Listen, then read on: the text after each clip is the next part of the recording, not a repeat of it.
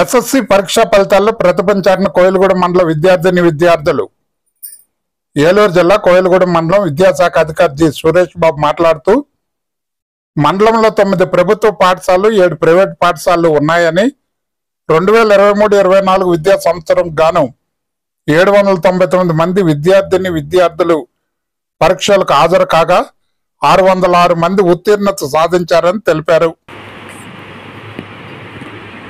నమస్తే అండి, నేను మండల విద్యాశాఖ అధికారి కోయిలగూడెం. నా పేరు జె సురేష్ బాబు. 2023-24 విద్యా సంవత్సరంలో కోయిలగూడెం మండలంలో 10వ తరగతి విద్యార్థులు చక్కటి ప్రతిభను కనబరిచారు. ఇక్కడ ఉన్నటువంటి 9 ప్రభుత్వ పాఠశాలల నుంచి, తర్వాత 7 ప్రైవేట్ పాఠశాలల నుంచి మొత్తంగా 799 మంది విద్యార్థులు పరీక్షకు హాజరైతే 606 మంది విద్యార్థులు పరీక్షలో ఉత్తీర్ణులు కావడం జరిగింది.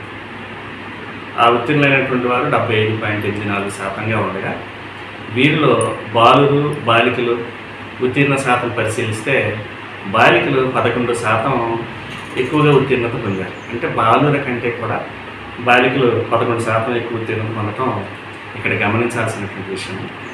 ఉత్తీర్ణత పొందినటువంటి విద్యార్థుల్లో పాఠశాలల వారిని గమనిస్తే ప్రభుత్వ పాఠశాలల్లో కోయిలగూడెం మండలంలో ఉన్నటువంటి బయ్యంగూడెం జిల్లా పరిషత్ ఉన్నత పాఠశాల నుంచి అత్యధిక మార్కులు పొందినటువంటి విద్యార్థి 576 పావని రావడం జరిగింది.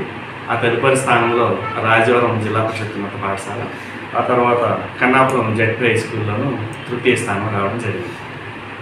ఈ ఉత్తీర్ణత పొందినటువంటి విద్యార్థుల్లో ఎక్కువ 7 పాఠశాలలు ప్రైవేట్ పాఠశాలలు, ప్రభుత్వ పాఠశాలలు 9 ఉండగా 9 ప్రభుత్వ పాఠశాలల్లో వేదాంతపురం హై స్కూల్ నుంచి 31 మంది విద్యార్థులు హాజరైతే 30 మంది పాస్ అయ్యారు. అనగా ఒక విద్యార్థి ఫెయిల్ అయ్యారు.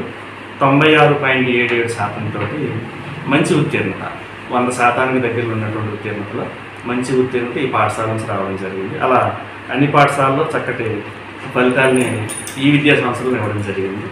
విద్యార్థులందరూ కూడా చక్కటి ప్రతిభ కనబరిచినందుకు వారందరినీ అభినందించడం జరిగింది.